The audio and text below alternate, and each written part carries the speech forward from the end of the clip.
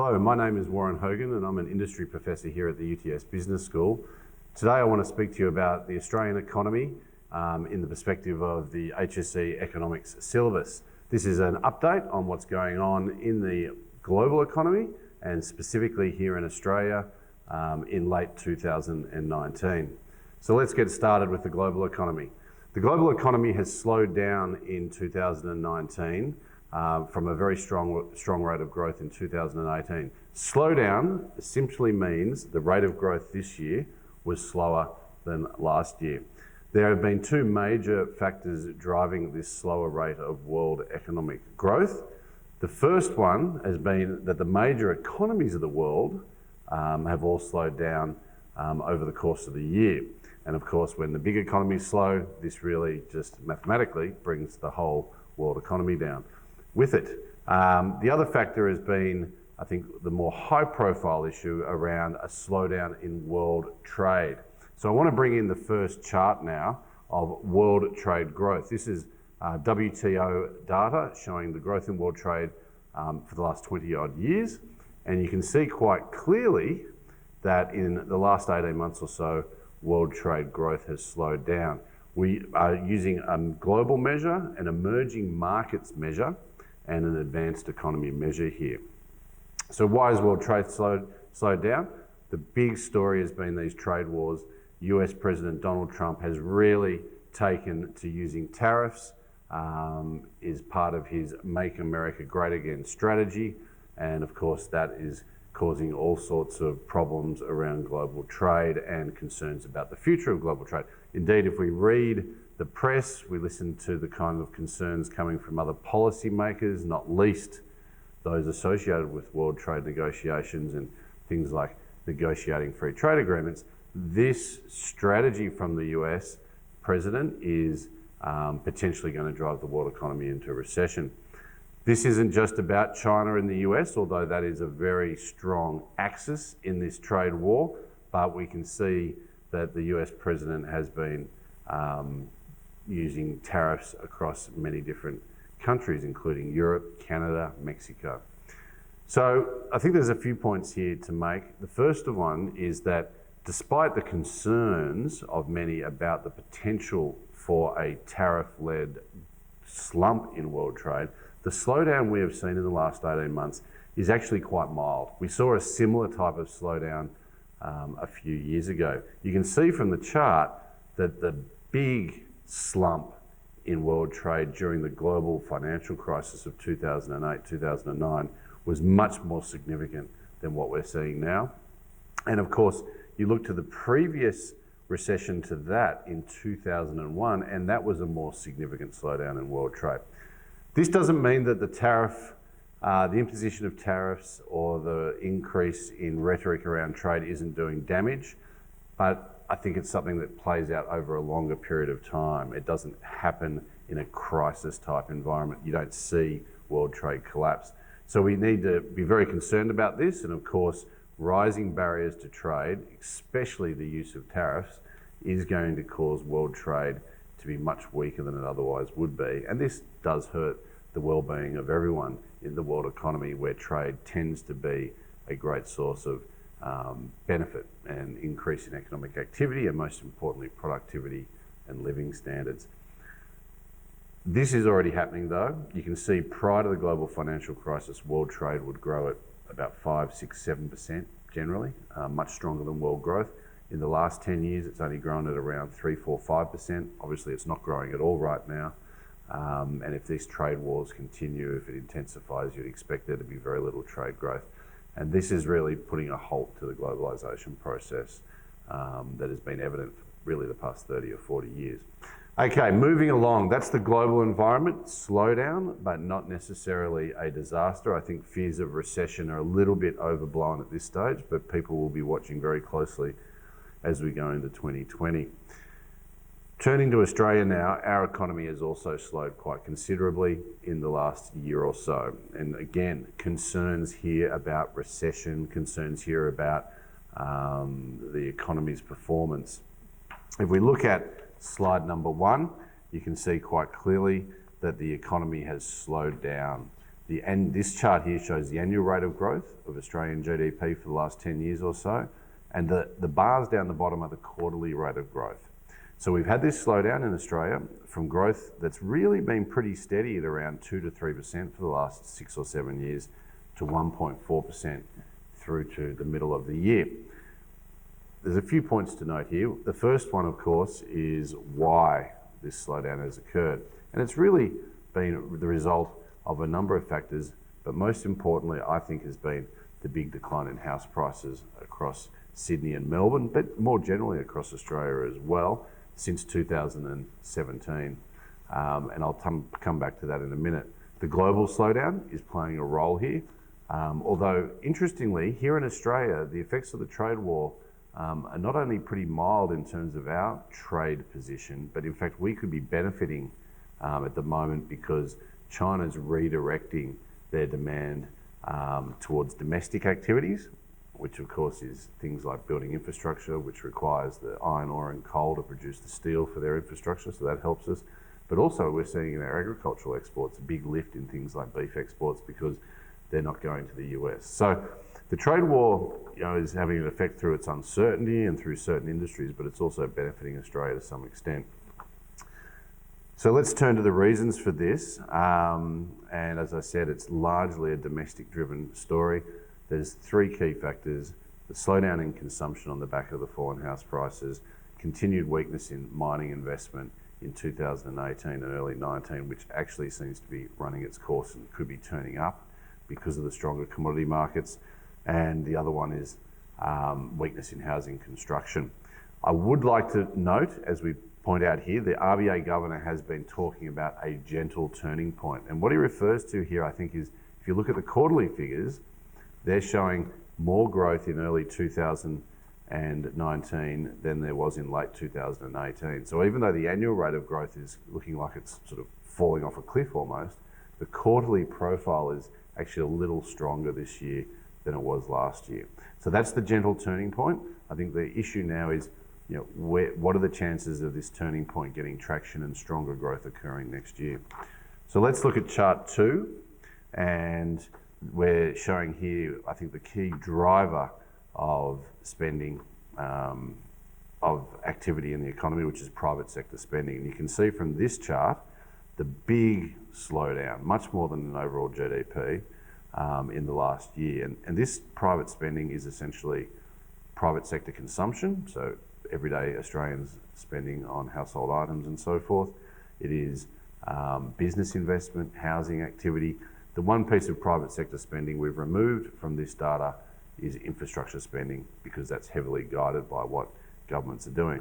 And the message here is that the private economy has really almost slumped in the past year on the back of these factors I just talked about. The main one, I think, of course, is the consumption. Consumption spending accounts for anywhere between 55 and 65% of an advanced economy. Here in Australia, it's around 55 to 60%. So it's really the anchor for all economic activity in the whole of the economy. And in Australia, the consumer has really pulled back. In the mining sector, although it's much bigger than it used to be, it's still only sort of 5% of GDP.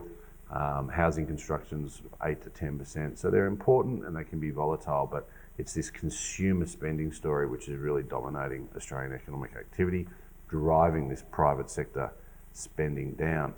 The reason that we see the private spending also remaining soft right into 2019, yet GDP picking up in the early parts of this year, is that the government sector is spending more and our trade position has improved, adding to growth. So it's the external environment and the government sector which is driving the stronger rates of economic growth that we're seeing overall in 2019 compared to 2018.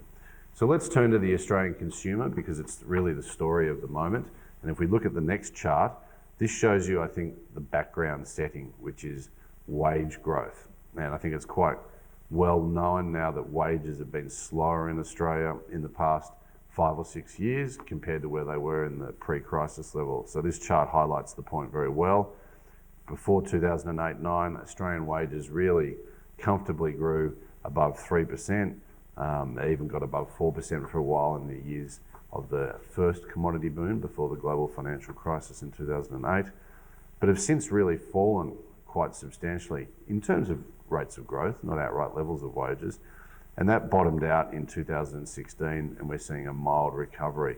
But that recovery gives us wage growth now on this measure of only about 2.5%, which is well below that sort of 3 to 3.5% average rate we used to see in the old days, so to speak.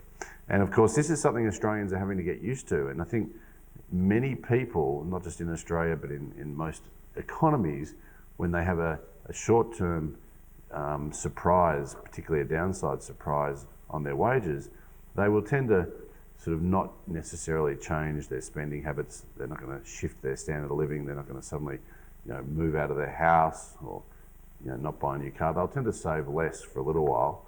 But then once there's this realization that this new wage environment, this new income environment is going to be here to stay, people then make those living standard or lifestyle adjustments, which in some circumstances can be quite difficult.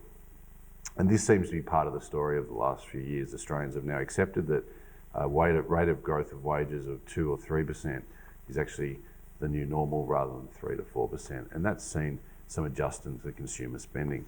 But I think that's a background issue. I think the next one is more important. So if we look at the next chart, this shows you the growth in household net wealth.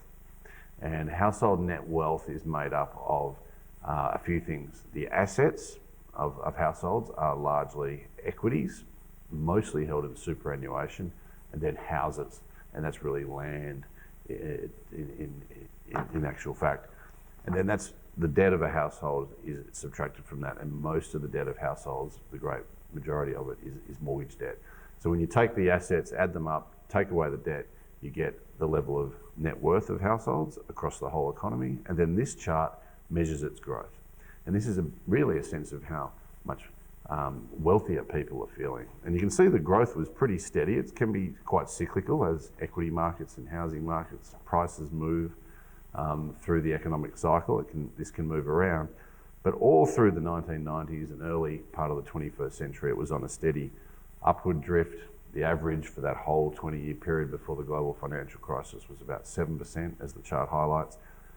But really, more importantly, what we're seeing now is this big drift down in household wealth growth, net worth growth. And that's all about the fall in house prices. Equity markets have been pretty stable. And this, of course, has real effects. The main one, if we look at the next chart, is that consumers become more cautious. They become more cautious because they don't have as much wealth, and whether they're saving for a particular target like retirement or a deposit for a house, they need to spend less, save more. There's a range of different dynamics going on here, but this chart shows you the relationship between that previous household net worth growth and discretionary spending. Discretionary spending is essentially things that don't have to be bought. So it's things like fridges and cars, TVs, consumer durables that you can delay. I mean, of course, if your toaster breaks and you want to make toast, you've got to buy a new one. But a lot of people update their durables just because they want to get the latest model. When times are tough or a bit difficult, they tend to delay that. And then there's discretionary stuff, which is going on holidays and going out for meals, this sort of thing. People, again, tend to wind that back when they're being cautious. And you can see the strong relationship here. So when house prices fall, people become a little bit more cautious, and it's the discretionary items that get impacted most. And we've seen that in Australia in the last few years.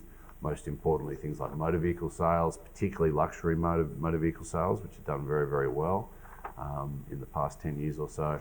They've sort of felt this downturn in household wealth the most. So that's that relationship, and I think it's a big explanation of what's going on in Australia.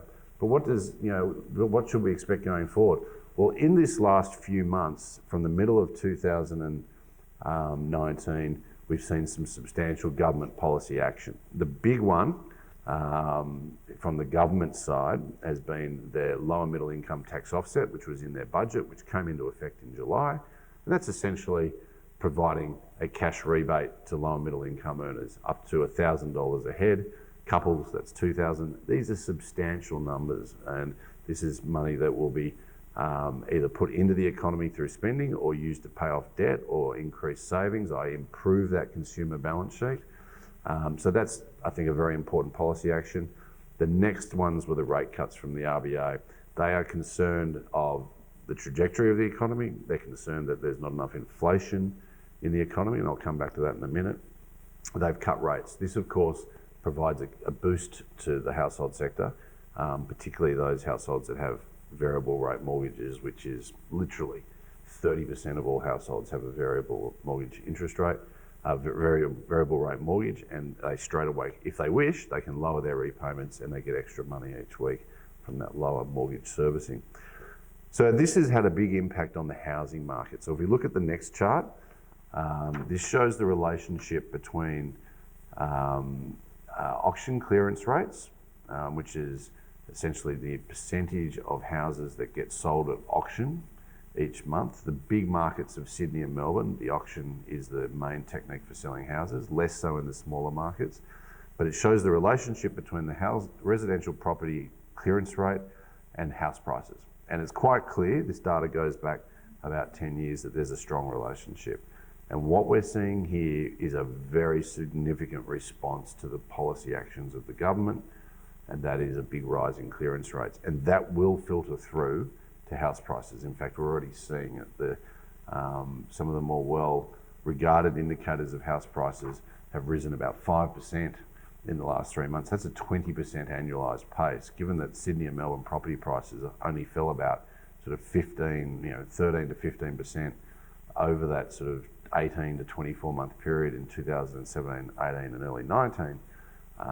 This is a substantial bounce, and the chart really highlights it's a V shape. We call these sorts of bounces in economic indicators, V-shaped recovery, and we're getting that.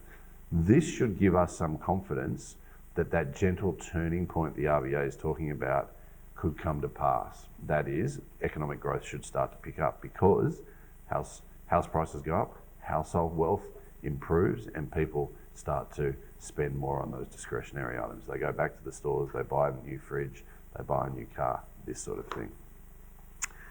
So just putting the final sort of indicator on this analysis, this last chart here shows the relationship between those auction clearance rates, which is effectively, as you saw before, an indicator of where house prices are going, and household net worth, and that's very clear there. So I want to finish up with a couple of points on monetary policy, and this is all about inflation and unemployment. So through this period, looking at the next chart on unemployment in Australia, we've actually seen a gradual lift in the unemployment rate in 2019 from just under 5% to just over. And of course, any rise in unemployment is not desirable. And this has been part of the reason that we've seen the government and the RBA respond with an easing of policy. But I think this needs to be put in some context, and we need to look at the reasons for it. Unemployment is up a little bit. But if you look at the next chart, this shows the participation rate. The participation rate is the percentage of people in Australia that could potentially be in the workforce that actually want to look for a job. They either have a job or are looking for a job. And it's this that is used to measure the unemployment rate. You're not counted as unemployed if you're not looking for a job. So the participation rate is the key measure here. And as you can see from this chart, something very profound is going on in Australia, and that is we have a record amount of participation. Now, this has been happening for decades. You know, the big wave of increases in participation in the 1980s and 1990s was about female participation, and that's still a very powerful force. The more recent trend in the last 10 years is that the participation rate for older Australians is going up, older being 54 to 65-year-olds. They might not like me calling them older Australians, but it's that older cohort that are working more than ever before. Now, this could be because they can, because they choose to. It could be because they have to, because they have higher debts than they've had in the past. They don't have as much savings as they've had before. We don't know from these data what the reason is, but the reality is that unemployment rate is rising simply because the participation rate is up. And many economists regard a higher participation rate as a good sign of health in the economy. In any case, the key driver of these labour market trends is actually labour demand. That is, how many jobs are needed, how many people are needed for jobs. And that's employment growth. And that's been growing all through the last 3 years. So even though the economy has slowed, even though private sector spending has almost gone to zero growth, we continue to generate jobs in this country. And the only reason unemployment has gone up is because the participation rate's gone up in the last year or two. So that's sort of the labour market story. But the reason there's some concern about it is, well, A, people want to see unemployment go down, not up. But the Reserve Bank believes our full employment level, which is essentially a level of unemployment that's effectively the most we can achieve practically, because there's always going to be some people between jobs, there's always going to be some people who don't have the right skills for the skills that are needed. There's always this sort of frictions and reasons you can't get to zero unemployment. And there's various debates about that. But the RBA thinks the full employment rate is 4.5%. They call it the NAIRU. This is a very old term from macroeconomists, the non-accelerating inflation rate of unemployment. It's a terrible term. It essentially means it's a level of unemployment that if you go below, you start to cause wages to go up, which will start to cause inflation to go up. It's quite an antiquated view in my construct. It's a fundamental, there's no doubt about it. But I think the world is operating in a much more complex space than this. So it's a dangerous concept in some respects when we talk about all the changes going on in the labour market, the gig economy, casualisation, the internationalisation of labour markets. There's a lot of things that are affecting it. But this is an important foundation concept, and the RBA is using it to basically say, we can generate more employment, we can push down that unemployment rate without having any concerns about it pushing up wages and inflation to a rate that's of some concern to them. Hence, why they were comfortable with cutting rates this year. Then the final point I want to make on that is inflation, because in the end, the central bank, the Reserve Bank, their main goal is to keep inflation stable. As the governor has gone to some lengths to explain, Governor Philip Lowe has really contextualised that inflation is a means to an end. The ends is actually to make sure the people of Australia are getting what they need out of their economy. Their welfare, or their well-being, their living standards, their happiness, all these concepts of an Australia we want and Australia we should have, the RBA is doing everything they can to meet that. The history of Australia, of other countries, shows you the most important thing a central bank has to do first and foremost is make sure inflation's stable. Now, for many years, that meant inflation wasn't too high. At the moment, the concern in many countries around the world in this post-global financial crisis era is actually inflation being too low, or deflation, that is, prices going down. Deflation is a disaster in an economy that has a lot of debt, because that value of the debt effectively in real terms goes up as prices go down. It becomes harder to pay off. It becomes a real headwind for the economy. We don't have that by any stretch of the imagination here in Australia. We've only seen hints of it in other countries for short periods of time, but it's a major concern.